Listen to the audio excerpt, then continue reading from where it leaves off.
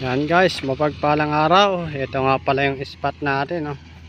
Malawak to.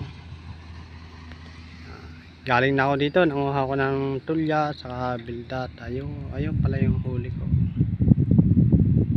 Timba. Mainit.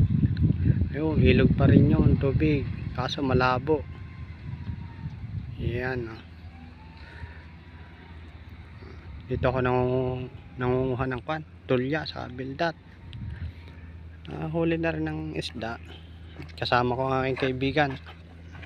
Ito pala yung lambat kinuha ko, pero hindi ko ginamit kasi binaba ko lang. May huli na naman na janitor fish, oh. Yun lang huli. Alright, tapos mga dumi-dumi ng lambat. Ayan guys, bali ngayon lang ako nag video kasi